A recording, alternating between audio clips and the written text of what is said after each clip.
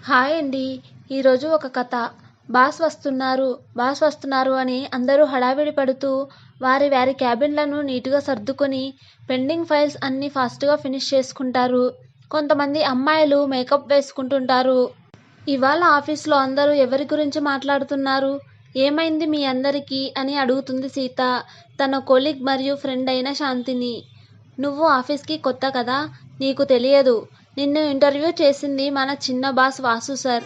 మన పెద్ద boss Ram sir business పని మీద సింగపూర్ వెళ్ళి ఇవ్వాలే రిటర్న్ అయ్యారు. పెద్ద చండ శాసనుడు. వర్క్లో పర్ఫెక్ట్నెస్, ఆఫీస్లో క్లీన్లీనెస్ లేకపోతే తాట తీస్తాడు. చూడటానికి మహేష్ బాబులాగా ఉంటాడు కానీ అన్నీ అర్జున్ రెడ్డి వేషాలే. నువ్వు జాగ్రత్తగా మసులుకో తన దగ్గర. తను ఆఫీస్లో లేనప్పుడు నిన్ను అపాయింట్మెంట్ చేసినందుకు ఏమి వీరంగం వేస్తాడో ఇప్పుడు అని కంగారుగా లిప్స్టిక్ వేసుకుని తన ఫైల్స్ ఓపెన్ చేసింది శాంతి. అంత మూర్ఖుడా రామ్ సార్ అని మనసులో అనుకుంది సీత. రామ్ సింగపూర్ నుంచి ఫ్లైట్ దిగి డైరెక్ట్గా ఆఫీస్కి వచ్చాడు. అచ్చు మహేష్ బాబుకి కజిన్ బ్రదర్ లాగా ఉన్న అతనికి లేడీ స్టాఫ్ అంతా ఓపెన్గా సైట్ కొడుతుంటారు. అందరూ గుడ్ మార్నింగ్ సార్ అని చెబుతుంటే తల ఊపుతూ వడివడిగా తన క్యాబిన్లోకి వెళుతూ ఆగి పక్కకి చూస్తాడు రామ్. అక్కడ ఒక అమ్మాయి తలదించుకొని సైలెంట్గా పని చేసుకుంటుంది. ఎవరురా తను? వాసు అని తన ఫ్రెండ్ని అడిగాడు రామ్. తను మా పిన్ని గారి అమ్మాయిరా. చాలా మంచి అమ్మాయి. వర్క్ కూడా చాలా బాగా చేస్తుంది. నువ్వు ఫారిన్లో ఉన్నప్పుడు ఆ పోస్టులో అమ్మాయి పెళ్ళని జాబ్ మానేసింది. అప్పుడు గ్రాఫిక్ డిజైనర్గా జాయిన్ అయింది సీత అని అంటాడు వాసు. ఏంటి రికమెండేషన్ క్యాండిడేటా అని నొసలు చిట్లిస్తాడు రామ్. బాబు, నీ గురించి నాకు తెలిసి కూడా నేను ఆ పని చేస్తానా చెప్పు. ఇంటర్వ్యూలోనే సెలెక్ట్ అయింది. ర్యాంక్ స్టూడెంట్ రా తను అని చేతులు జోడిస్తాడు వాసు. సరేలే పద అని క్యాబిన్కి వెళ్ళిపోతాడు రామ్ వాసుతో కలిసి. రామ్ కాసేపట్లో స్టాఫ్ మీటింగ్ పెడతాడు. స్టాఫ్ అంతా కంగారుగా భయంగా కాన్ఫరెన్స్ రూమ్లోకి వచ్చి కూర్చుంటారు. ఇప్పుడు సార్ ఏమంటారో, ఎవరికి మూడిందో అని. రామ్ 1 by 1 అన్ని డిపార్ట్మెంట్స్తో వర్క్ గురించి డిస్కస్ చేసి చివరికి గ్రాఫిక్ డిజైన్ టీంతో నెక్స్ట్ ప్రాజెక్టు గురించి మాట్లాడుతూ అటూ ఇటూ నడుస్తూ మధ్యలో సీతను గమనిస్తూ ఉంటాడు. ఆమె తన పక్కన ఉన్న శాంతితో తప్ప ఇంకా ఎవరితోనూ అవసరం ఉంటే తప్ప మాట్లాడటం లేదు. రామ్ చెప్పేదంతా నోట్ చేస్తూ ఫైల్స్ అండ్ స్క్రీన్ని చూస్తుంది కానీ రామ్ వైపు కన్నెత్తి కూడా చూడలేదు. ఎంత వీలైతే అంత చిన్నగా కనబడేలా ఆమె కుంచుకొని కూర్చుంది సీట్లో. తనని ఎవరూ నోటీస్ కూడా చేయలేనట్లుగా రెడీ అయ్యింది. ఇంకో సీతని కూడా ఆ డ్రెస్లో దూర్చేంత వదులుగా ఉన్నాయి ఆమె దుస్తులు. ఆ డ్రెస్ కలర్ అయితే తన ఆఫీస్ ఫర్నిచర్ కలర్లో కలిసిపోయింది. సడన్గా సీత ఉలిక్కిపడి తన చేతిలోని పెన్ను జారవిడిచింది. అది రామ్ సీత ఒకేసారి అందుకోగా ఇద్దరి వేళ్లు తగులుతాయి. వెంటనే సీత చివ్వున తన చెయ్యిని వెనక్కి తీసుకొని సైలెంట్గా కూర్చుంది.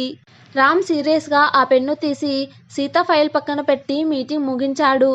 అందరూ లెగిచి తమ క్యాబిన్స్ దగ్గరకు వెళుతుండగా మిస్ సీత, మీరు ఆగండి, మీతో మాట్లాడాలి అని అంటారు రామ్.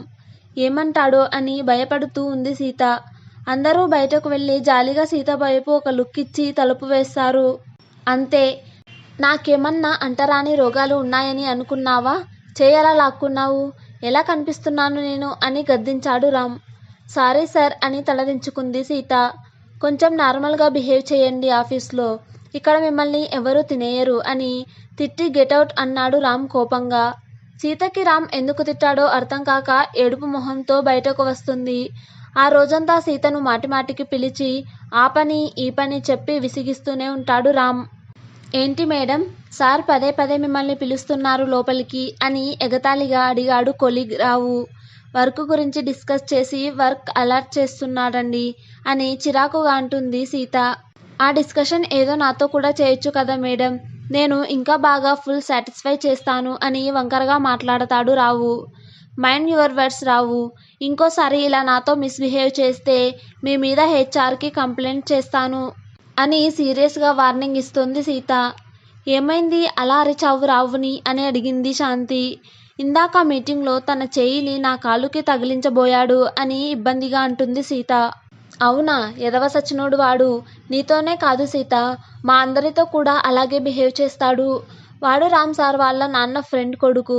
అందుకని ఎవరూ ధైర్యం చేసి వాడి మీద కంప్లైంట్ ఇవ్వలేకపోతున్నాము అని బాధగా అంటుంది శాంతి. ఆడవాళ్ళకి ఎక్కడైనా ఈ కష్టాలు తప్పవా స్వామి అని అనుకుంటుంది మనసులో సీత. సాయంత్రం అవ్వగానే అందరూ కంప్యూటర్ షట్ డౌన్ చేసి తమ తమ ఇంటికి హుషారుగా బయలుదేరతారు. సీత వర్క్ ఇంకా అవ్వకపోయేసరికి రామ్ని తిట్టుకుంటూ ఇంటికి కాల్ చేసి లేట్ అవుతుందని చెప్పి అక్కడే ఉండి వర్క్ చేస్తూ ఉంటుంది. తన వర్క్ ఫినిష్ అయ్యేసరికి 8 అయిపోతుంది. ఆఖరి బస్సు 8:15 కల్లా బయలుదేరి పోతుందని హడావిడిగా నడుస్తూ బయటకు వెళుతుంది. ఇంతలో ఎవరో వెనక నుంచి తన భుజం మీద చెయ్యి వేయగా సీత భయపడి అమాంతం ఆ చెయ్యి మెల్లిపెట్టి ఆ వ్యక్తిని ఎత్తి ముందు పడేస్తుంది. ఆ కింద పడిన వ్యక్తి అబ్బా చచ్చరా దేవుడా అని అరుస్తాడు. సీత ఎవరతను అని సరిగ్గా చూసేసరికి అది రామ్ సార్. అంతే, సీత ఇంకా భయపడిపోతుంది. పొద్దున ఏమి జరగనందుకే రోజంతా విసిగించాడు. ఇప్పుడు ఇలా జరిగింది. ఇక నన్ను ఆ దేవుడే కాపాడాలి అనుకుని సార్ లేవగానే ఐఎమ్ సో సారీ సార్, ఎవరో తెలియక భయమేసి ఇలా చేశాను అంటుంది. ఎవరో ఎలా తెలుస్తుంది తిరిగి చూడకపోతే? అయినా ఎవరో ఏమిటో చూడకుండానే అలా చెట్టంత మనిషిని రెగ్యులర్ లాగా కింద పడేస్తావా? ఎవరూ చూడలేదు కాబట్టి సరిపోయింది, లేకపోతే నా పరువు అంతా పోయేది అని అరుస్తాడు రామ్. క్షమించండి సార్, ఎవరూ లేక చీకటిగా ఉండడంతో భయానికి అలా చేశాను. భయపడితే ఎవరైనా అరుస్తారు, అంతేగాని నీలాగా సినిమా ఫైట్స్ చేయరు. నడుములు విరిగిపోయాయి తెలుసా? అయినా ఎందుకంత తొందర నీకు? సారీ సార్, నా బస్సు వెళ్ళిపోతుందని తొందరగా వెళుతున్నాను. అప్పుడు అనుకోకుండా ఇలా జరిగిపోయింది. నీ ఐడి కార్డ్ జారి పడిపోయింది మీ రన్నింగ్ రేస్లో. నీకది ఇద్దామని పిలిస్తే నువ్వు వినిపించుకోలేదు. అందుకే నిన్ను ఆపడానికి అలా. ఇంతలో నువ్వు నన్ను ఇలా, ఇదిగో నీ ఐడి కార్డ్, ఇక దయచేయి అని సీరియస్గా నొసలు చిట్లించి చెప్పాడు రామ్. సో సారీ సార్ అని మళ్ళీ చెప్పి ఐడి తీసుకొని బస్ కోసం పరుగున వెళుతుంది సీత. అప్పుడే అక్కడకు వచ్చిన వాసు, ఏంటిరా అలా నడుం పట్టుకున్నావు? వర్కౌట్ ఎక్కువ చేసావా ఏంటి ఫారిన్లో అని కళ్ళెగరేసి అడుగుతాడు. నోరు ముయ్యి. ఏరా, ఆఫీస్కి వర్కింగ్ స్టాఫ్ కోసం ఇంటర్వ్యూ చేసావా లేక WWFకి రెగ్యులర్ల కోసం ఇంటర్వ్యూ చేసావా? ఒంటి మీద కిలో కండ కూడా లేదు కానీ 6 అడుగులు ఉన్న నన్నే అవలీలగా ఎత్తి అవతల వేసింది అని జరిగిందంతా చెప్తాడు రామ్. వాసు అంతా వింటూ పొట్ట పట్టుకొని నవ్వుతూ ఉంటాడు. ఆ నవ్వుకి కళ్ళలో నుండి నీళ్లు కూడా వస్తాయి వాసుకి. తను కరాటేలో బ్లాక్ బెల్ట్ హోల్డర్, ఇంకా సెల్ఫ్ డిఫెన్స్ కోచ్ అని చెప్తాడు వాసు నవ్వుతూ. రామ్ తన కార్ స్టార్ట్ చేసి ఇంటివైపు పోనిస్తాడు. సీత, ఏంటి ఇంకా ఇక్కడే ఉన్నావు అని అడుగుతాడు. బస్ వెళ్ళిపోయింది సార్ అని బిక్కమొహం వేస్తుంది సీత. వచ్చి కారెక్కు, నా వల్లే లేట్ అయింది కాబట్టి నేనే డ్రాప్ చేస్తాను అంటాడు రామ్. సీత అనుమానంగా చూస్తూ కదలకపోయేసరికి, సీత అసలే తలనొప్పిగా ఉంది, ఇంకా చిరాకు పెట్టకు. నిన్ను ఇలా ఈ టైంలో వదిలి వెళ్ళే ప్రసక్తే లేదు. మాట్లాడకుండా వచ్చి కారెక్కు అని గట్టిగా చెప్తాడు. రామ్ సీత చేసేదేమీ లేక నెమ్మదిగా వచ్చి కారెక్కి దూరంగా జరిగి కూర్చుంటుంది. సరిగ్గా కూర్చో, అలా బల్లిలాగా డోర్కి అతుక్కోకుండా. నేనేమి నిన్ను కొరుకు తిననులే. అయినా నువ్వు రౌడీ రానివిగా, తేడా వస్తే రెండిద్దు గాని అని నవ్వు ముఖంతో చెప్తాడు రామ్ సీత భయం పోగొట్టడానికి. సీత ఆ మాటలకి కొంచెం ఫ్రీగా కూర్చొని తన అడ్రస్ చెబుతుంది రామ్కి. ఇంతకీ అలా సహాయం చేయాలనుకునే వాళ్ళని కొట్టడం ఎప్పటి నుండి నేర్చుకున్నావు అని అల్లరిగా అడుగుతాడు రామ్. 8th క్లాస్ నుంచి అని జవాబిస్తుంది సీత. ఆ మాట వినగానే రామ్ ఏమీ మాట్లాడాడు కాసేపు. రామ్ సీతని వాళ్ళ ఇంటి దగ్గర డ్రాప్ చేసి సీత లోపలికి వెళ్ళిన తర్వాత ఇంటికి బయలుదేరతాడు. డ్రైవ్ చేస్తున్న రామ్కి ఒకే ఆలోచన, అది నిజమై ఉండకూడదని కోరుకుంటాడు. సీత మరుసటి రోజు పొద్దున్నే బస్సు ఎక్కుతుంది ఆఫీస్కి వెళ్ళటానికి. బస్సు చాలా రద్దీగా ఉండడంతో తోపుడు ఎక్కువగా ఉంటుంది.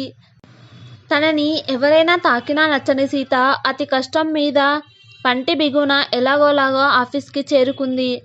ఆమె అలా ఫుల్ బస్సులో అవస్థ పడటం పక్కనే కారులో వెళ్తున్న రామ్ చూస్తాడు. రామ్కి అది ఎందుకో నచ్చదు. ఆఫీస్లో క్లయింట్తో మీటింగ్ ఫినిష్ చేశాక సీతని తన క్యాబిన్కి పిలుస్తాడు రామ్. సీత, నా సెక్రటరీ 1 వీక్ లీవ్లో ఉన్నాడు. ఈ 1 వీక్ ఆ పనులన్నీ నువ్వే చూసుకోవాలి అని అంటాడు రామ్. సార్, మరి నా గ్రాఫిక్ డిజైన్ ప్రాజెక్టు సంగతి? సెక్రటరీ వర్క్ అంత ఎక్కువగా ఉండదులే. నువ్వు ఇక్కడే కూర్చొని నీ డిజైన్ వర్క్ని కూడా ఫినిష్ చేయి. బాస్కి ఎదురు చెప్పలేక వర్క్లోడ్ ఎక్కువైనా ఒప్పుకుంటుంది సీత. మొహం అలా పెట్టకు. నీకు ఈ 1 వీక్కి ఎక్స్ట్రా పేమెంట్ వస్తుంది. దానితో ఒక బైక్ కొనుక్కొని ఆఫీస్కి దాంట్లో రా. అలా బస్సులో చిందరవందరగా కాకుండా అని ఫైల్స్ చూస్తూ చెప్తాడు రామ్. సీత ఆశ్చర్యంగా రామ్ వైపు చూసి అక్కడి నుండి తన సీటు దగ్గర ల్యాప్టాప్ తీసుకోవడానికి వెళుతుంది. ఏంటి సీత, క్యాబిన్ ఖాళీ చేస్తున్నావు? కొంపదీసి ఫైర్ చేశాడా ఏంటి ఆ అర్జున్ రెడ్డి అని కంగారుగా అడుగుతుంది శాంతి. ఛా, అదేం లేదు. 1 వీక్ తన సెక్రటరీ లేడంట. ఆ డ్యూటీ కూడా నన్ను చేయమన్నారు అంతే అంటుంది సీత బాస్ క్యాబిన్కి వెళుతూ. ఆ మాటలన్నీ వింటున్న రావు అసూయతో పళ్ళు నూరుతాడు. సీత తన కళ్ళ ముందే వర్క్ చేస్తుండడంతో రామ్ అప్రయత్నంగా సీత మీద ఎక్కువ, తన పని మీద తక్కువ ధ్యాస పెడతాడు. సీత ఒక మిస్టరీలా కనబడుతుంది రామ్కి. అందరూ అమ్మాయిలు రామ్ వెనుక పడుతుంటే సీత మటుకు రామ్ని అసలు పట్టించుకోకపోయేసరికి రామ్కి కొత్తగా ఉంటుంది. వాసు క్యాబిన్లోకి వచ్చి, ఏంటిరా ఈ సిగ్నేచర్లు అన్నీ ఇలా పెట్టావు అని అంటాడు. రామ్ అర్థం కాక పేపర్లు చూస్తే వాటన్నిటిలో సీత అని సిగ్నేచర్ పెట్టి ఉంటుంది. రామ్ నోరు ముయ్యి అని సైగ చేయగానే వాసు పక్కకు తిరిగి సెక్రటరీ సీట్లో ఉన్న సీతను చూసి, పిచ్చా నీకు అంటాడు. షటప్ వాసు, ఇందుకేనా అర్జెంటుగా నీ సెక్రటరీకి 1 వీక్ లీవ్ ఇచ్చావు? నాకు అప్పుడే డౌట్ వచ్చింది నీ మీద. ఎప్పుడూ లేనిది వీడేంటి ఇన్ని రోజులు లీవ్ ఆనందంగా ఇచ్చాడా అని రామ్ దగ్గరకు వచ్చి పళ్ళు నూరుతూ మెల్లిగా అంటాడు వాసు. నువ్వు అనుకునేది ఏమీ కాదు. నేను సిగ్నేచర్ చేసి పంపుతాను, నువ్వు వెళ్ళు అంటాడు రామ్ కోపంగా. సీత నా చెల్లిరా, నేను నీ ఫ్రెండ్నిరా, నమ్ము నన్ను. అది కాదురా సీత, నువ్వు వెళ్ళి నాకు టీ తీసుకురా అని బయటకు పంపిస్తాడు సీతని రామ్. ఇప్పుడు చెప్పు నీ ఉద్దేశం ఏమిటో. నువ్వు నా గురించి సీత గురించి రూమర్స్ స్ప్రెడ్ చేయకుండా ఉంటే చాలు. నిజంగా పని కోసమే సీతని పిలిచాను. ఇంకా నువ్వు వెళ్ళి ఆ ఆర్కే కాంటాక్ట్ గురించి ఆలోచించు. ఇక్కడ ఏమీ జరగడం లేదు గాని అని పంపిస్తాడు వాసుని. సీత టీ తెచ్చిన తర్వాత ఇద్దరు వర్క్లో పడిపోతారు. చూస్తూ చూస్తుండగానే 4 రోజులు గడిచిపోతాయి. రామ్ ఎప్పుడూ సీతను ఏదో విధంగా టచ్ చేయాలని కానీ అడ్వాంటేజ్ తీసుకోవాలని కానీ ట్రై చేయడు. సీత మాటకి అభిప్రాయానికి ఎంతో విలువిస్తాడు. సీత పనితీరుని ప్రతిభని మెచ్చుకుంటూ ప్రోత్సహిస్తాడు. సీత మెల్లమెల్లగా తనకు తెలియకుండానే రామ్తో కొంచెం ఫ్రీగా ఉంటుంది. రామ్ దగ్గరుంటే సీత ఎంతో సెక్యూర్గా ఫీల్ అవుతుంది. ఒకరి ఆలోచనలు ఇంకొకరు ముందుగానే గ్రహిస్తారు. ఒకరికి అనుగుణంగా ఇంకొకరు అల్లుకుపోతూ ఉంటారు పనిలో. సీత వేరే మగవాళ్లతో మాత్రం ఇదివరకటిలాగా అంటి ముట్టనట్లుగానే ఉంటుంది కానీ రామ్తో మాత్రం అలా ఉండదు. రామ్ దగ్గరకొచ్చినప్పుడల్లా బిగుసుకుపోవడం క్రమేణా తగ్గుతుంది. ఒకరోజు రామ్కి టీ కోసం క్యాంటీన్కి వెళ్ళి వస్తుండగా దారిలో సీతను అడ్డగించి సీత చెయ్యి పట్టుకొని, ఏమే నీ సొగసంతా ఆ రామ్గాడికేనా? నాకు కొంచెం ఇవ్వు, నీకు ఎంత డబ్బులు అయినా ఇస్తాను అని తన మీదకు లాక్కోవడానికి ట్రై చేస్తాడు రావు. సీత వెంటనే తన చేతిలోని వేడి టీని రావు వంటి మీద ఒలికిస్తుంది. నొప్పికి అరుస్తూ కోపంతో సీతను చెంప మీద చాచి కొడదామని చేయి ఎత్తుతాడు రావు. సీత రియాక్ట్ అయ్యేలోపే వెనక నుండి ఒక చేయి వచ్చి రావు మొహంపై బలంగా గుద్దుతుంది. ఎవరా అని వెనక్కి తిరిగి చూసిన సీతకి అక్కడ కోపంతో ఎర్రబడ్డ కళ్ళతో కనిపిస్తాడు రామ్. ఏ రామ్, నేనెవరో తెలియదా నీకు? నా మీద చెయ్యి ఎత్తుతావా? ఈ తిరుగుబోతు దాని మాయలో పడి. మాటలు జాగ్రత్తగా రాని. ఎవరు ఎలాంటి వాళ్ళో నాకు బాగా తెలుసు అన్నాడు రామ్. నేను తప్పేమన్నాను? అది నిన్ను లొంగ తీసుకొని దాని చుట్టూ నిన్ను తిప్పుకోవడం లేదా? అందరూ నీలాగా నీతి మాలిన కుక్కలు ఉండరు అని రావు కడుపులో ఒక పంచ్ ఇస్తాడు రామ్. నాతోనే పెట్టుకుంటున్నావు, నీ అంతు చూస్తాను అంటాడు రావు కోపంగా. You are fired. నీ క్యాబిన్ ఖాళీ చేసి ఇంటికెళ్ళు నువ్వింకా అని సెక్యూరిటీని పిలుస్తాడు రామ్. ఎందుకు నన్ను ఫైర్ చేస్తున్నావు? నీ కంపెనీ మీద కోర్టు కేసు వేస్తాను. నీ గురించి నాకు తెలియదు అనుకున్నావా? నువ్వు ఆఫీస్లో ఆడవారితో ఎలా మిస్బిహేవ్ చేస్తావో అంతా నాకు తెలుసు. నీ మీద లేడీ స్టాఫ్ అందరూ ఆల్రెడీ హెచ్ఆర్కి రిటర్న్ కంప్లైంట్స్ ఇచ్చారు. ఎక్కువ మాట్లాడితే సెక్సువల్ హరాస్మెంట్ కేసు వేసి జైల్లో పెట్టిస్తాను. Shut up and get out of my office అని గట్టిగా అరుస్తాడు రామ్. రామ్ కోపంగా తన క్యాబిన్లోకి వెళ్తాడు. రామ్ వెనకాలే సీత కూడా వెళ్తుంది. రామ్ని భయంగా చూస్తూ ఉంటుంది సీత. ఏంటి అని అరుస్తాడు రామ్. సీత దడుచుకొని, నన్ను క్షమించండి. మీ పట్ల నేనెప్పుడూ చెడు ఉద్దేశంతో ప్రవర్తించలేదు. నేను అలాంటి దాన్ని కాదు అని కళ్ళలో నీళ్లతో చెబుతుంది సీత. ఆ మాటలు విన్న రామ్ కోపం తారస్థాయికి చేరుతుంది. పిచ్చా నీకేమైనా? ఎలా అనుకుంటున్నావు నా గురించి అలా? ఇదేనా నా గురించి నువ్వు అర్థం చేసుకుంది? నిన్ను ఎంతగా గౌరవిస్తానో నీకు తెలిసి కూడా నా గురించి అలా ఎలా మాట్లాడుతున్నావు అని అరుస్తూ సీత దగ్గరకు వస్తాడు రామ్. సీత భయంగా వెనుకకు జరగగానే రామ్ అది గమనించి ఏమీ చేయలేక జుట్టు పీక్కొని వెనుకకు జరుగుతాడు. సీత, నీతో ఎప్పుడైనా నేను మిస్బిహేవ్ చేశానా అని సూటిగా అడుగుతాడు రామ్. లేదు అని తల ఊపుతుంది సీత. మరి ఎందుకు నేను దగ్గరకొస్తే అలా భయపడి బిగుసుకుపోతావు అని దీనంగా అడుగుతాడు రామ్. సీత ఏమీ మాట్లాడలేక అలా ఏమీ లేదు, నేను ఎప్పుడూ బిగుసుకుపోలేదు అని ఏడుపు మొహంతో బుకాయిస్తుంది. రామ్ వెంటనే ముందుకొచ్చి సీత చేయి పట్టుకుంటాడు. సీత అప్రయత్నంగా చేయి వదిలించి వెనకకు జరుగుతుంది. రామ్ కళ్ళు ఎర్రగా నిప్పు కణాల్లా మారతాయి సీత రియాక్షన్కి. అది ఇందాక జరిగిన దానికి ఇప్పుడు ఇలా పొరపాటున రియాక్ట్ అయ్యాను అంతే అంటుంది సీత. అలాగే అయితే రేపు మనం బిజినెస్ పని మీద 2 days బెంగళూరు వెళుతున్నాము. సెక్రటరీగా నాతో రావటం నీ పని. రేపు రెడీగా ఉండు. ఇప్పుడు ఇంటికి వెళ్ళు ఇక అని వెళ్ళిపోతాడు రామ్. సీతకి రాత్రంతా నిద్ర పట్టదు. ఆఫీస్లో అందరి ముందర రావు చేసిన రభస ఒక పక్క, రామ్ సార్తో ఒంటరిగా 2 రోజుల ప్రయాణం గుర్తొచ్చి ఇంకో పక్క తన నిద్రను చెడగొడతాయి. కలత నిద్రపోతుందిక. మరుసటి రోజు పొద్దున్నే రామ్ కారులో సీత ఇంటి ముందు ఉంచాడు. సీత వాళ్ళ నాన్న కరుణాకర్తో బయటకు వస్తుంది. నాన్న, ఈయనే మా బాస్ రామ్ సార్. సార్, మా నాన్నగారు కరుణాకర్ అని ఇద్దరిని పరిచయం చేస్తోంది. బాబు, ఎప్పుడు మా అమ్మాయిని బంధువుల ఇంటికి తప్ప బయటికి ఎక్కడికి ఒంటరిగా పంపలేదు. జాగ్రత్తగా చూసుకోండి అని చెప్తాడు కరుణాకర్. అయ్యో సార్, మీరు అంతగా చెప్పాలా? తనని జాగ్రత్తగా నేను దగ్గరుండి చూసుకుంటాను. ఇక నుండి తన బాధ్యత నాది. ఇక మీరు నిశ్చింతగా ఉండండి అని సర్ది చెబుతాడు రామ్. సీతారాం మాటలకి టక్కున తలెత్తి చూసి మళ్ళీ తలదించుకొని కారు ఎక్కుతుంది. రామ్ కార్ని ఎయిర్పోర్ట్కి పోనిస్తాడు. ఇద్దరూ 2 గంటలలో బెంగళూరు చేరుతారు. ఎయిర్పోర్ట్ నుంచి సీతని పెద్ద హోటల్కి తీసుకెళ్తాడు రామ్. అక్కడ రిసెప్షన్లో 1 room ప్లీజ్ అని అడుగుతాడు. సీత భయంగా రామ్ వైపు చూడగానే రామ్ ఉఫ్ అని తల అడ్డంగా ఊపి సీతని తన రూమ్లో వదిలి, అలా చూడకు, ఇద్దరికి ఒకే రూమ్ కాదు, నా రూమ్ ఆల్రెడీ ముందే బుక్ అయింది. నేను అంత ఎదవని కాను. నువ్వు త్వరగా రెడీ అవ్వు. ఆర్కే కంపెనీలో మీటింగ్ ఫినిష్ చేసి కాసేపలా బయటికి వెళ్దాం అని వెళ్ళిపోతాడు రామ్. సీత వెంటనే ఫ్రెష్ అయ్యి బయటకు వస్తుంది. ఇద్దరూ ఆర్కే కంపెనీకి వెళ్ళి కాన్ఫరెన్స్ రూమ్లో మీటింగ్ అటెండ్ అవుతారు. ఆర్కే కంపెనీ సీఈఓ సీతపై స్పెషల్ ఇంట్రెస్ట్ చూపించడం గమనిస్తాడు రామ్. సీత గారు, hi, I am Kashyap, CEO of RK groups అని సీతకు ముందు షేక్ హ్యాండ్ ఇస్తాడు కశ్యప్. సీత ఇబ్బందిగా షేక్ హ్యాండ్ ఇస్తుంది. నేను దగ్గరకు వస్తేనే నన్ను అంటరాని వాడిలా చూస్తుంది, వాడికేమో చేయిస్తోంది అని కుళ్ళుకుంటాడు రామ్ మనసులో. సీత గారు, మీతో గ్రాఫిక్ డిజైన్ ప్రాజెక్టు గురించి ఎప్పుడు ఫోన్లో మాట్లాడటమే కానీ ఇప్పటికీ మిమ్మల్ని చూసే భాగ్యం దక్కింది అని అంటాడు కశ్యప్. నాతో ఫోన్లో మాట్లాడేది మీరు అని నాకు తెలియక ఫ్రీగా మాట్లాడాను. తప్పుగా ఏమన్నా మాట్లాడితే క్షమించండి సార్ అంటుంది Sita. Sita, don't be formal. ఫోన్లో ఎలా ఘాటుగా సమాధానం చెబుతావో అలాగే మాట్లాడొచ్చు నాతో ఇప్పుడు కూడా అంటాడు కశ్యప్ నవ్వుతూ. రామ్ తల అటు ఇటు తిప్పుతూ వీళ్ళని చూస్తూ పళ్ళు నూరుతాడు. కశ్యప్, నీకు సీత అంత బాగా తెలుసా అంటాడు రామ్. అవును రామ్, ఒకసారి ప్రాజెక్టు గురించి ర్యాష్గా మాట్లాడాను నేను. సీత నాకు 4 చివాట్లు పెట్టి లేడీ ఎంప్లాయీస్తో ఎలా మాట్లాడాలో నేర్చుకోమని ప్రాజెక్టు చేసే పద్ధతి విధానం కూడా వివరించి సీత స్టైల్లో నేర్పించింది నాకు అని నవ్వుతూ చెప్తాడు కశ్యప్.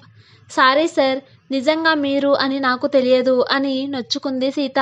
ఇదంతా విన్న రామ్కి ఒళ్ళు మండిపోతుంది. ప్రాజెక్టు డిస్కషన్ మొత్తం పూర్తయ్యాక సీతారాంతో వెళ్ళిపోతుంటే కశ్యప్ సీతను పిలిచి ఆపి, సీత, ఇక్కడ మా కంపెనీ ట్రస్ట్ బోర్డ్ ఒక గర్ల్స్ స్కూల్ రన్ చేస్తోంది. నువ్వు ఆ పిల్లలకి ఒక క్లాస్ తీసుకోవాలని నా కోరిక అంటాడు కశ్యప్.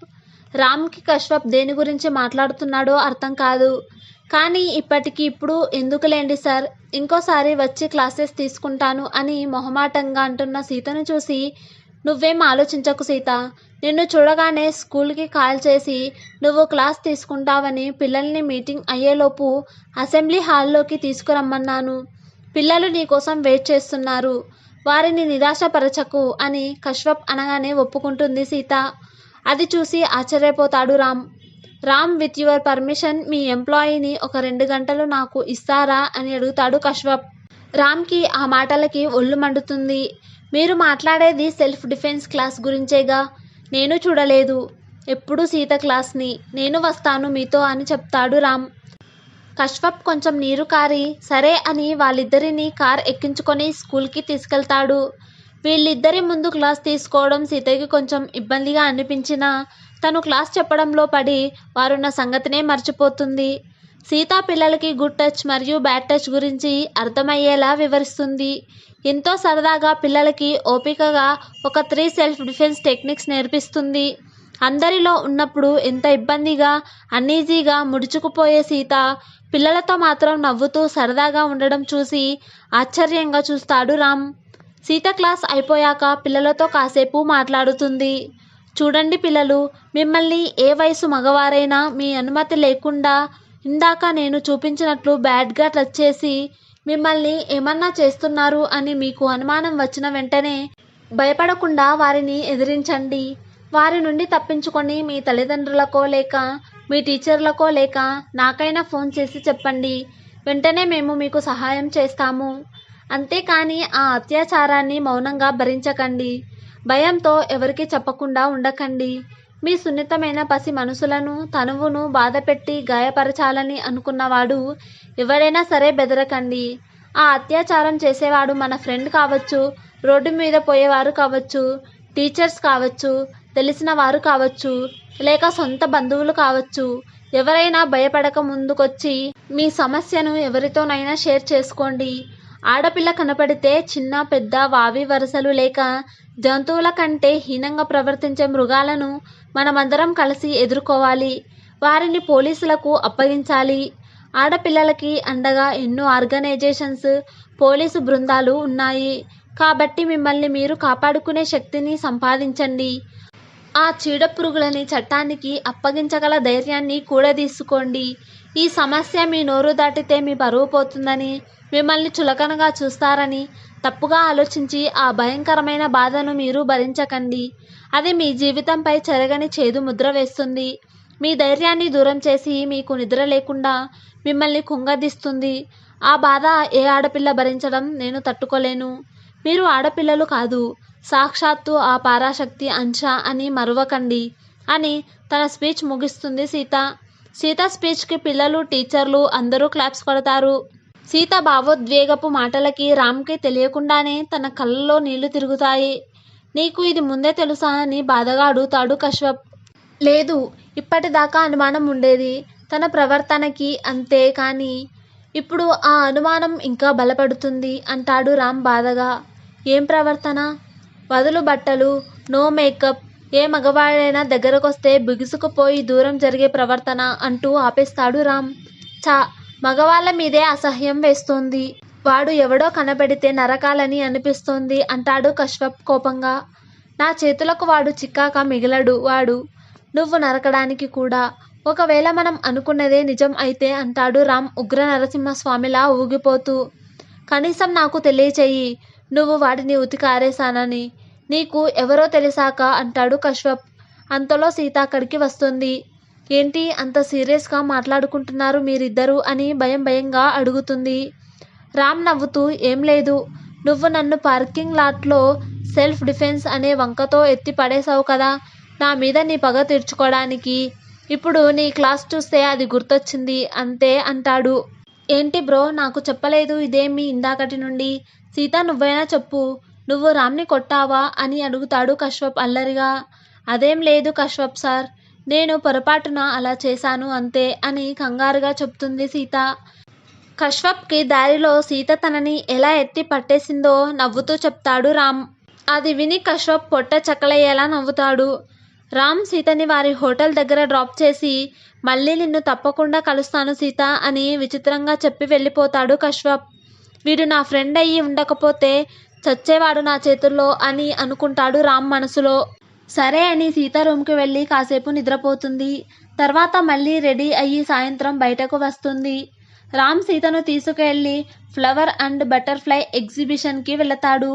సీత ఆ రకరకాల పువ్వులని, సీతాకోక చిలుకలను చూసి చిన్నపిల్లలాగా ఎంతో ఆనందిస్తుంది. అది చూసి రామ్కి మనసంతా తేలికగా ఎంతో హ్యాపీగా ఉంటుంది. ఎగ్జిబిషన్ చూశాక కాసేపు విండో షాపింగ్ చేస్తారు. అక్కడ ఒక షాప్ విండో ముందు ఆగి ఒక డ్రెస్ని చూస్తోంది సీత ఆశగా. మరుక్షణమే నిట్టూర్చి ముందుకు వెళుతుంది. వాళ్ళు మంచి రెస్టారెంట్లో భోజనం చేసి హోటల్ రూమ్కి చేరుతారు. రామ్ ఇంకా సీతను విడవలేక సీత రూమ్ సోఫాలో కూర్చొని సీతతో చాలాసేపు కబుర్లు చెబుతాడు. సీత మనసంతా ప్రశాంతంగా ఉంటుంది. ఎప్పుడూ లేనిది తన ఆలోచనలు రామ్ చుట్టూ తిరుగుతాయి. రామ్తో ఇంకా ఇంకా టైం స్పెండ్ చేయాలనిపిస్తుంది సీతకి. సీత రామ్తో మాట్లాడుతూ నిద్రలోకి జారుకుంటుంది. నిద్రపోతున్న సీతను ఆరాధనగా చూస్తూ ఉంటాడు రామ్. ఎలా చేరావు నా గుండెలోకి నువ్వు? ఎలా ఆక్రమించుకున్నావు నా మనసంతా? చెప్పు నా సీతకొక చిలుక అని మెల్లగా ప్రశ్నిస్తాడు రామ్, నిద్రపోతున్న సీత వైపు ప్రేమగా చూస్తూ. అలా చూస్తూ చూస్తూ రామ్ కూడా నిద్రలోకి జారుకుంటాడు. సీతని ఎవరో వెంటాడుతుంటారు. సీత భయంతో పరిగెడుతూ ఉంటుంది. సీత కాళ్ళు చేతులు పట్టి వెనకకు బలవంతంగా లాగుతూ తమ గోర్లతో ఆమెను రక్కుతారు. సీత బిగ్గరగా అరవబోతే ఆమె నోరు నొక్కేస్తారు. సీత ఆ నిస్సహాయ స్థితికి రోదిస్తూ ఎటూ కదలలేక గుంజుకుంటూ తనకు జరగబోయేది ఏంటో తెలియని అయోమయ స్థితిలో ఉంటుంది. తన శక్తినంతా కూడగట్టుకుని పెద్దగా అరిచి ఉలిక్కిపడి నిద్రలేస్తుంది. సీత అలా అరిచేసరికి రామ్కి మెలకువ వస్తుంది. సీత సీత ఏంటి, ఏమైంది అని కంగారుగా అడుగుతాడు. సీత శరీరమంతా చెమటలు పట్టి కంపిస్తూ ఉంది. ఆమె కన్నుల వెంట నీరు ఆగకుండా ధారలుగా కారుతున్నాయి. సీత స్థితి చూసి చలించిపోతాడు రామ్. ఆమె పడుతున్న వేదనకి రామ్ కళ్ళల్లో కూడా నీళ్లు తిరుగుతాయి. సీతను ఆ పరిస్థితిలో ఓదార్చటానికి తాకాలన్నా అతని ఓదార్పు తిరస్కరిస్తుందేమో అని భయంతో అలాగే ఉంటాడు రామ్. సీత ప్లీజ్ ఏదో ఒకటి మాట్లాడు, నిన్ను అలా చూస్తుంటే భయమేస్తోంది అంటాడు రామ్. సీత ధైర్యం తెచ్చుకొని కళ్ళు తుడుచుకొని ఏమీ లేదు సార్, ఏదో పీడకల అంతే అంటుంది. నీకు నాతో చెప్పడం ఇష్టం లేకపోతే సరే, నిన్ను చెప్పమని నేను బలవంత పెట్టను. నీకు నాతో చెప్పాలని అనిపించినప్పుడే చెప్పు. ముందు ఈ నీళ్లు తాగు అని నీళ్ల గ్లాసు అందిస్తాడు సీతకి. సీతారాం తనపై చూపించే శ్రద్ధకి, పేషెన్స్కి కరిగిపోయి మళ్ళీ ఏడవటం మొదలు పెడుతుంది. ఆమె అలా బాధపడటం చూస్తూ తట్టుకోలేకపోతాడు రామ్. ఆమె తనని వదిలించి విసురుగా తోసినా తిరస్కరించినా పర్వాలేదని ముందుకు జరిగి ఆమెను హత్తుక్కొని తల నిమురుతూ ఓదారుస్తాడు రామ్. సీతారాంని ఇంకా గట్టిగా పట్టుకొని కన్నీరు మున్నీరై ఏడుస్తుంది. తన ఇన్ని సంవత్సరాల బాధ వ్యధ అంతా కన్నీళ్ల రూపంలో బయటకు వస్తాయి. కాసేపటికి సద్దుమణిగి వెనకకు జరిగి రామ్తో మాట్లాడడం మొదలు పెడుతుంది. అభం శుభం ఎరుగని పసిదాన్ని నేను. అందరూ మంచివారు అనుకునే లోకం నాది. చెడు అంటే ఎలా ఉంటుందో కూడా తెలియని ప్రపంచం నాది. ఎవరైనా నన్ను చూసినా, మాట్లాడినా, తాకినా, ఎత్తుకున్నా దాంట్లో మంచి చెడు ఉంటాయని కూడా తెలియని పసితనం నాది. అది ఎప్పుడు ఎలా మొదలైందో నాకు తెలియదు. నాకు స్వయానా బంధువైన అతను నన్ను విచిత్రంగా తాకడం, ఎక్కడెక్కడో పట్టుకొని ఏదో చేయడం మొదలుపెట్టాడు. అది ఏంటో ఎందుకలా చేస్తున్నాడో కూడా తెలియదు, అర్థం కాదు. కొన్ని రోజులకి అది ఇబ్బందిగా ఉండి ఒప్పుకోనని మారం చేస్తే, నువ్వు నాతో ఇలా చేశావని మీ తల్లిదండ్రులకి నీ మీదే చెడుగా చెబుతానని బెదిరించాడు. అది చెడు అని కూడా నాకు తెలియదు. అలా తను ఎందుకు చేస్తున్నాడో, నాతో చేయిస్తున్నాడో తెలియలేదు, అర్థం కాలేదు. అదేమిటో కూడా ఐడియా లేదు నాకసలు. ఒకరోజు శృతి మించుతుందని భరించలేక ఎదురు తిరిగి నీ ఇష్టం ఉన్న వాళ్ళకి నా మీద చెప్పుకో, కానీ నా దగ్గరకు రాకు. వస్తే నీ మీద అందరికీ నేనే చెప్తాను అని బెదిరించాను. అతని కళ్ళల్లోని భయాన్ని ఆయుధంగా మార్చి ఆ చెర నుండి బయటపడ్డాను అని బోరున తన వేదనను చెప్పుకొని ఏడ్చింది సీత. అంతా విన్నాక కోపంతో ఊగిపోయాడు రామ్. ఎవరు సీత, చెప్పువాడు ఎవడైనా సరే, వాడిని ఖండఖండలుగా నరుకుతాను చెప్పు అని అర్థించాడు. కోపంగా అరిచాడు. ఎవరో నేను చెప్పను. అతనికి ఇప్పుడు పెళ్ళయి పిల్లలు ఉన్నారు. వాడి పాపానికి ఆ ఇల్లాలి కుటుంబాన్ని నడు రోడ్డు మీదకు లాగను. ఆ పసిపిల్లల జీవితాలను ఆ నీచుడి పనులకు నాశనం చేయలేను. ఇతని పాపానికి ఆ పిల్లలు శిక్షను అనుభవించడం నాకు ఇష్టం లేదు అని ఏడుస్తూ చెబుతుంది సీత. తను అంత బాధలో ఉన్నా, దానివల్ల ఇంతగా సఫర్ అవుతున్నా, వేరొకర అమ్మాయి జీవితం గురించి పిల్లల భవిష్యత్తు గురించి పెద్ద మనసు చేసుకొని ఆలోచించిన సీత మైండ్ మెచ్యూరిటీకి రామ్కి సీత ఎంతో ఎత్తుకు ఎదిగినట్లు కనిపించింది. సరే, నువ్వు ఏమంటే అదే, నీ ఆజ్ఞ లేకుండా ఏ పని చేయడు ఈ రామ్ అని మళ్ళీ తనను దగ్గరకు తీసుకుంటాడు రామ్. ఇక ఏమీ చేయలేక సీత కాసేపు మౌనంగా తన ఎదపై సేద తీరి, నేను ఇంకా వర్జిన్నే కాబట్టి అలా అతనిని ఏమీ చేయనక్కర్లేదని అన్నాను అంటుంది మెల్లగా. రామ్కి కోపం నశాలానికి ఎక్కుతుంది. నోరు ముయ్యి సీత, ఆ పని చేస్తేనే అది అత్యాచారం కాదు. తప్పుగా తాకినా తప్పుగా చూసినా కూడా అది అత్యాచారమే నా ఉద్దేశంలో. అతను నీ శరీరాన్ని గాయపరచకపోయినా నీ మనసుని గాయపరిచాడు. నువ్వు ఆపకపోతే ఇప్పుడే వాడు ఎవరో కనుక్కొని వాడిని చంపేసి ఉండేవాడిని అని చెప్తాడు రామ్. సీత ఏమీ మాట్లాడకుండా అలానే ఉంటుంది కాసేపు. నా గురించి తెలిసాక మీరు నన్ను వేరుగా చూస్తే ఆ బాధ నేను తట్టుకోలేను అని కంటతడి పెడుతుంది సీత. నోరు ముయ్యకపోతే చంప పగలగొడతాను. నీకు ఏదో జరిగిందని నా దృష్టిలో నీ స్థానం మారదు. నీ మీద నాకున్న అభిమానం తగ్గదు. నువ్వెప్పుడు నాకు నా రౌడీ రాణి సీతవే. నువ్వు వర్జిన్ అయినా కాకపోయినా కూడా నీ మీద గౌరవం అనువంత అయినా తగ్గదు. కాబట్టి మూసుకొని మొహం కడుక్కొని మంచినీళ్లు తాగి నిద్రపో రౌడీ రాణి అంటాడు రామ్. సీత నెమ్మదిగా నవ్వి రామ్ చెప్పినట్లు ఫ్రెష్ అయి మంచంపై పడుకుంటుంది. రామ్ సీతకి దుప్పటి కప్పి గుడ్ నైట్ చెప్పి సోఫాలో పడుకుంటాడు.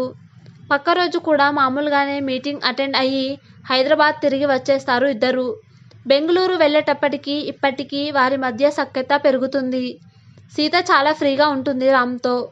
సీత అలా తనతో ఆనందంగా సరదాగా ఉండటం రామ్కి ఎంతగానో నచ్చుతుంది. సీత చిరకాలం తనతో అలాగే ఉండాలని కోరుకుంటాడు రామ్. సీతను తన దానిని చేసుకోవాలని ఆశపడతాడు రామ్. ఒకరోజు రామ్ పని మీద ఆఫీస్ నుండి త్వరగా బయటకు వెళతాడు. ఆఫీసు దగ్గర బస్టాప్లో ఒక పోకిరి మూకను చూస్తాడు వెళ్ళేటప్పుడు. రామ్ పనంతా అయిపోయాక ఎందుకో మనసు కుదుట పడక సీతను కారులో పిక్ చేసుకుందామని తిరిగి సాయంత్రం ఆఫీసు అయిపోయే టైంకి ఆఫీసు వైపు వెళ్తాడు. దారిలో బస్టాప్ దగ్గర పోకిరి గ్యాంగ్ ఇంకా ఉందా లేదా అని అటో లుక్ వేస్తాడు. అక్కడ ఏదో గొడవ జరుగుతుంటుంది. రామ్ హడావిడిగా కారు పక్కగా ఆపి పరుగున అక్కడికి వెళ్ళి చూసి స్థానమైపోతాడు. అక్కడ సీత ఆ పోకిరి వెధవల మక్కెలెరగదీస్తూ కనిపించింది. అది చూసిన రామ్ ముఖాన చిరునవ్వు వస్తుంది.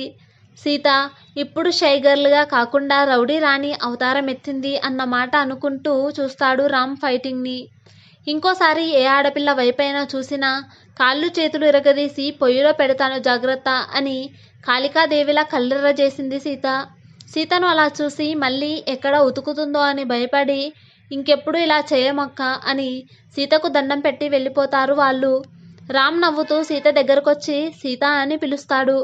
సార్, మీరు ఏంటి మళ్ళీ ఇటు వచ్చారు? ఇంకా ఏమన్నా పని ఉందా ఆఫీస్లో? నన్ను మీకు సహాయంగా ఉండమంటారా అని అడుగుతుంది సీత. పనేమీ లేదు కానీ ఎవరా పాప, ఏం జరుగుతుంది ఇక్కడ అని ప్రశ్నిస్తాడు రామ్. తను మా బంధువుల పిల్ల సార్.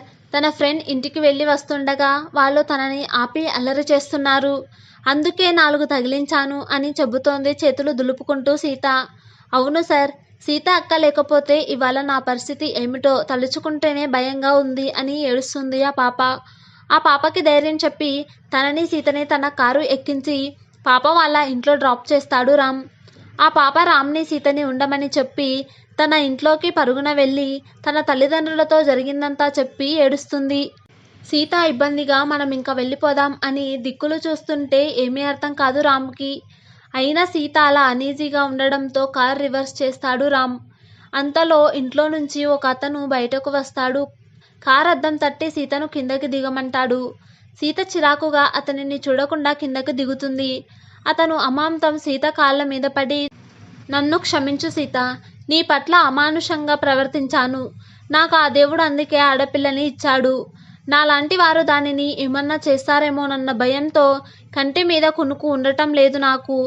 నేను నీకు ఎంత అన్యాయం చేసినా ఇవాళ దాన్ని నువ్వే కాపాడావు. నీ మేలు ఈ జన్మలో మరచిపోలేను. నన్ను క్షమించు అని ఏడుస్తాడు అతను. సీత వెనకకు జరిగి, నాకు పట్టిన దుస్థితి నా శత్రువు బిడ్డకైనా సరే రాకూడదు. పాప జాగ్రత్త అని చెప్పి సైలెంట్గా కారెక్కింది. రామ్ ఆలోచనలలోని మృగాన్ని ఒక ఆకారం కనిపించేసరికి రామ్ కోపంతో ఎర్రబడ్డ కళ్ళతో రుద్రుడిని తలపిస్తాడు.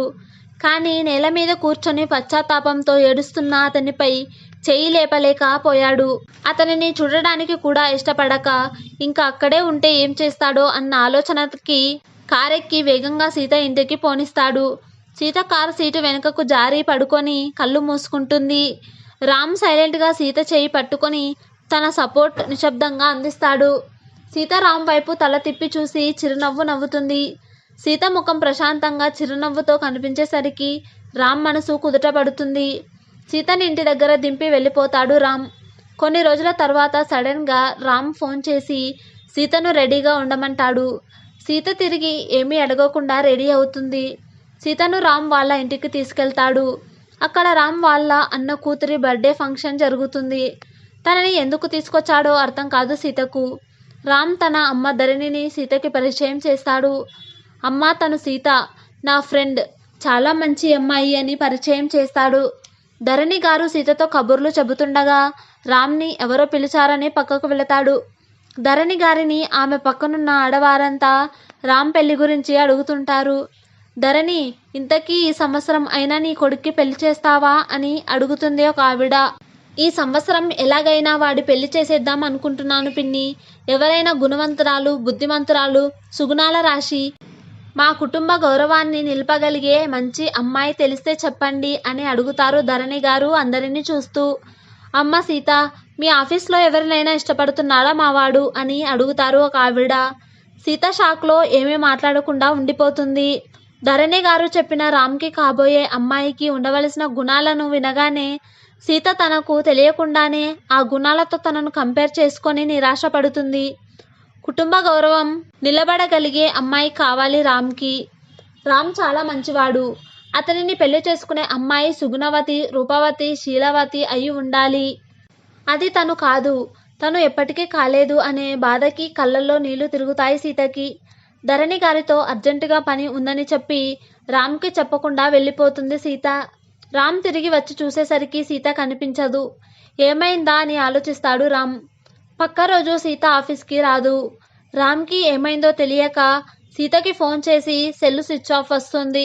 శాంతిని పిలిచి విషయం అడగగా సీతకి పెళ్లి చూపులు అని చెబుతుంది. ఆ వార్త వినగానే రామ్ అవాక్కవుతాడు. వెంటనే లేచి కార్ కీస్ తీసుకొని సీరియస్గా సీత వాళ్ళ ఇంటికి బయలుదేరుతాడు. సీత తనను పెళ్లి చూపులకు వచ్చిన కశ్యప్తో ఒంటరిగా మాట్లాడాలని పెరటిలోకి తీసుకెళ్తుంది. కశ్యప్ గారు, ఎందుకు ఇలా చేస్తున్నారు? మీరు నా గతం గురించి తెలియదు. మీరు ఒక మంచి అమ్మాయిని చూసి పెళ్లి చేసుకోండి. నా మాట వినండి అని సీరియస్గా చెబుతోంది సీత. సీత, నీ గురించి నాకు అంతా తెలుసు. నాకు నువ్వే నచ్చావు అంతే అంటాడు కశ్యప్. సీత సమాధానం చెప్పలోపే అక్కడికి కోపంగా వస్తాడు రామ్. సీత, నీకు బస్సులో ఇబ్బందిగా ఉందని నా సెక్రటరీకి లీవ్ ఇచ్చి నిన్ను నా సెక్రటరీ డబుల్ శాలరీ ఇచ్చి నీ చేత ఒక బైక్ కొనిపించాను. నిన్ను ఆ వెధవరావు ఏడిపిస్తున్నాడు అని వాడిని ఉద్యోగంలో నుంచి తీసేశాను. నీ కంట నీరు ఒలికితే తెల్లడిల్లిపోయాను. నీ సంతోషంలో నా ఆనందం వెతుక్కున్నాను. ఇంకెలా చెప్తే అర్థమవుతుంది నువ్వంటే నాకు ఇష్టమని? I love you Sita. నీ బాధలో, ఆనందంలో, సుఖంలో, దుఃఖంలో జీవితాంతం పాలు పంచుకోవాలని ఆశపడుతున్నాను. మనం పెళ్లి చేసుకుందాం సీత అంటాడు రామ్. నేను నీకు సరిపోను.